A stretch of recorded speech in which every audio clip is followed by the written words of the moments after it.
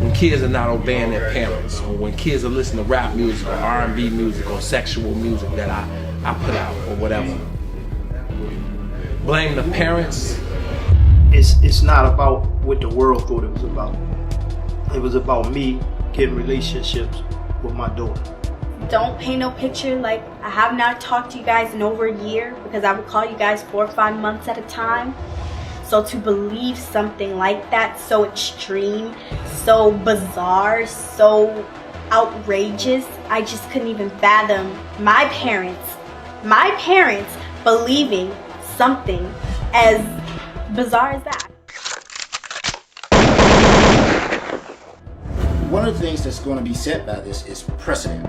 And when you look at a man who's being charged like this, what does that give an ordinary man who's not of stature and don't have the ability to draw resources to have 4 attorneys? And all of a sudden he's made with these allegations. How then does he fight it? How then does he prepare himself for this Me Too movement as we move forward? Are you guys entertained watching all these people try to clean up all the bullshit they put on these social media platforms and then came to YouTube bringing all their personal bullshit and attached it to Robert Kelly?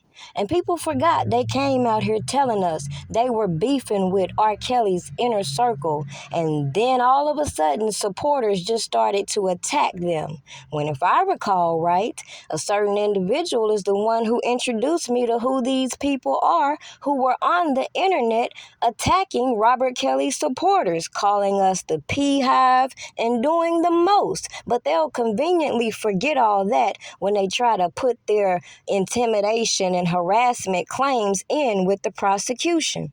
So maybe some didn't comprehend what I told you long time ago, and how these people who are not direct witnesses to certain allegations are using these platforms to disperse janky-ass information. Yet still, if prosecutors and other law enforcement agencies use these platforms to scout out their information and sources, what does it say when it comes out that all this information is janky as fuck? That all of this so-called evidence is tainted? Sit back as I make this make sense for all these selective outcry and amnesia having individuals.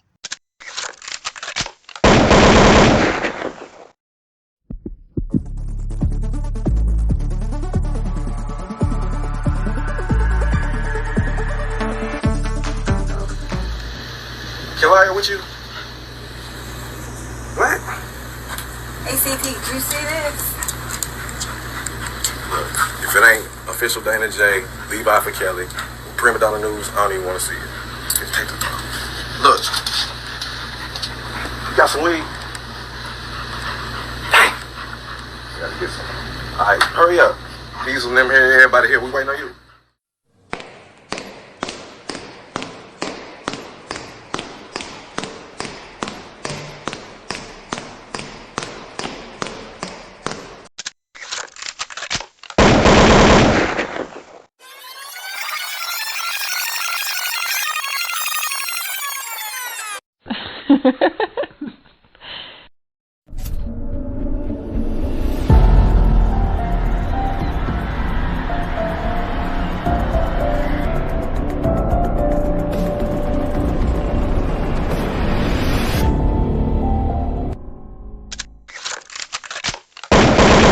This journey 30 years ago.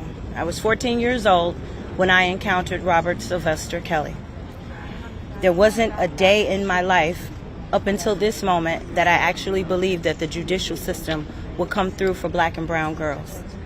I stand here very proud of my judicial system, very proud of my fellow survivors, and very pleased with the outcome. 30 years did he do this, and 30 years is what he got. A very talented young man. Boy, be brave. Don't be afraid. We're gonna go all the way. Boy, be brave. Don't be afraid.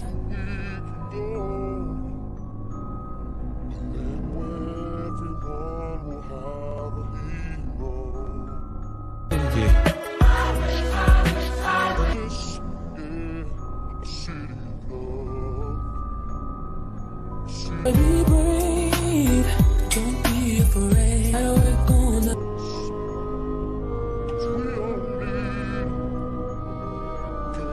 I admit that I don't own my music. I admit that I will on my music. Want it back, but they don't wanna do it. What the fuck, nigga? I wrote that music. I did that bumping ground. I did that 12. I am handcuffed like a lot of you motherfuckers. I'm handcuffed by my destiny.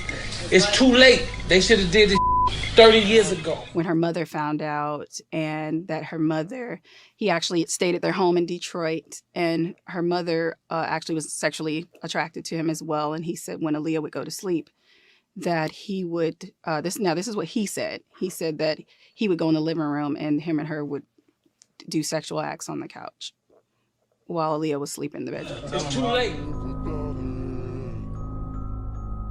Gotham City.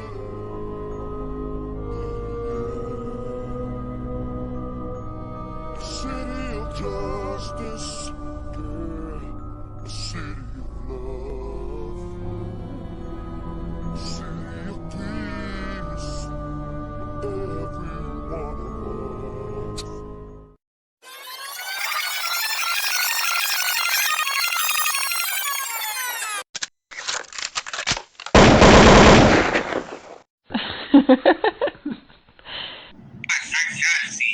I see who Tasha Unwind gonna get. I see you're a good person. I want to see all these other bloggers that's on here. I want you to take what I'm gonna say to you right now. Right now.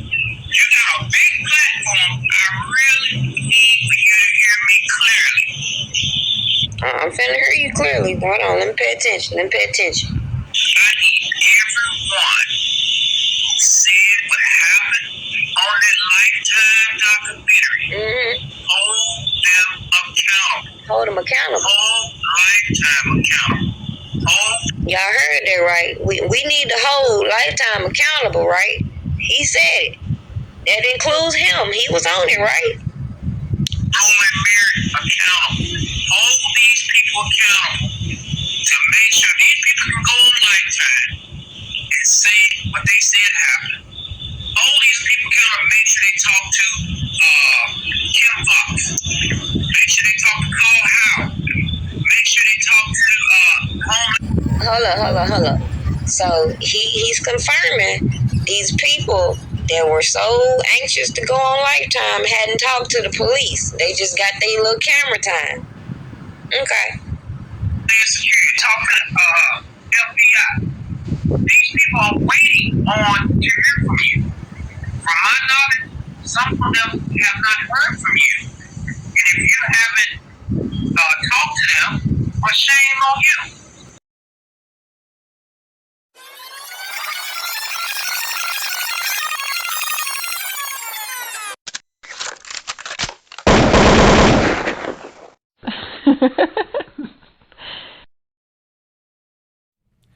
I want to send a message to the enablers of Mr. Kelly, to the agents and the managers and the attorneys and the others who stood idly by and looked the other way and turned a blind eye while teenage girls were sexually assaulted for over 2 decades.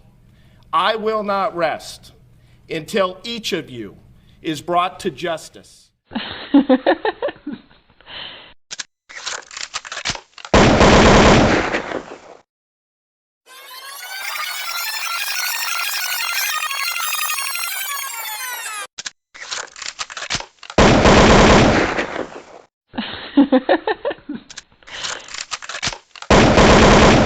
The Cook County State's Attorney is calling the allegations against R. Kelly in a Lifetime docuseries deeply disturbing, and she is asking any victims related to these allegations to come forward.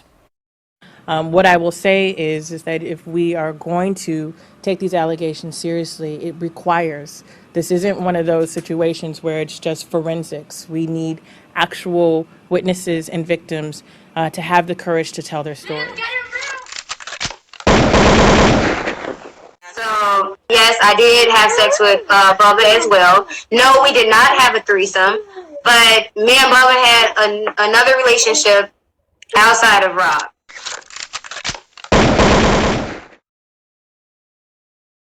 This news comes as sources say the entertainer is being criminally investigated in Georgia. The investigation was launched over the past few days and is directly connected to the docuseries. R. Kelly has denied all the allegations against him. Listen, bro, the call, look, bro, the man dealt with R. Kelly in my living room, bro. The man dealt with R. Kelly in my kitchen. We dealt with Don Russell in my kitchen, bro. Because y'all could never do nothing as men while that man was there because he treated y'all like shit. Let's talk about how many of y'all he owed money to right now that he played with y'all all the way till he went to prison.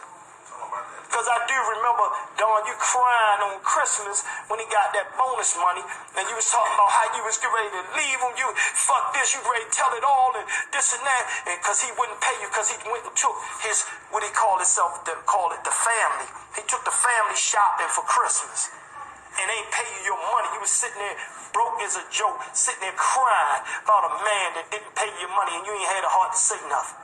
And then when he paid you, you was like a little girl to the companion. You was on the phone with, oh, he got my money, everything good. I can go do this now like a kid. Dude, you don't want to play with me, bro. They facts. They in emails, they in text messages. You tell me how you want it to be posted. And this ain't none of that fake shit that they run around the internet.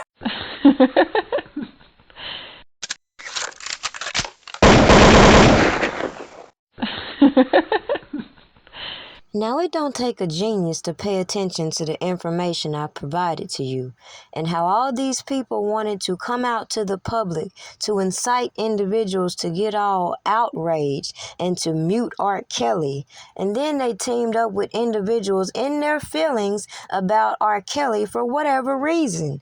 And then we see this manipulation of the law and all these people feeling like all these backdoor deals and secrets they carry amongst each other is going to keep the truth from coming to the light. So when I hear shit like these attorneys got to feeling some type of way and decided to come out with this so-called documentary instead of properly shutting down these allegations, getting some of this janky evidence and bad act witnesses thrown out, and then we wouldn't continuously see these janky ass people who came out here to spark the debates or spark the conversation getting mad because now shit has spiraled out of control, and all of the lies they spent the last 4+ years putting all over these social media platforms, then trying to delete, is going to come back and bite them in the ass. And we definitely wouldn't see these people who came to Instagram, saw the same things that I saw, continue to build these channels, build nonprofits, get these PPP loans, dish money out over here, dish money out over there, and still act dumb when these text messages emerge in the trial, which was the biggest red flag I pointed out to you all long time ago. So throw in the money, throw in all this janky ass shit we've seen across these platforms, and use your common sense. Clearly these people interfered with this federal investigation. And the fact that the government is steadily trying to get ahead of all these stories they've given credit to in their janky ass indictments is very comical if you ask me. So in conclusion, regardless if they use some of these janky-ass witnesses or not, we clearly see where these stories originate from. So instead of beefing with a lot of weirdos on the internet, I suggest individuals stay focused on the facts and hold the government responsible and accountable for proving their case beyond shadow of a doubt, instead of using these agitators to keep stirring up other individuals and putting the blame on Robert Kelly. Okay? Now, maybe some may have forgot, but a long time ago I told you, had they not allowed these individuals to use these platforms to put all this information out here, you wouldn't have individuals like me who can readily identify the sources. With that being said, question everything. I do believe in my heart that 1999 video that was done with R. Kelly and that little girl, I do believe that that little girl was underage. I do know for a fact that that was R. Kelly in that video.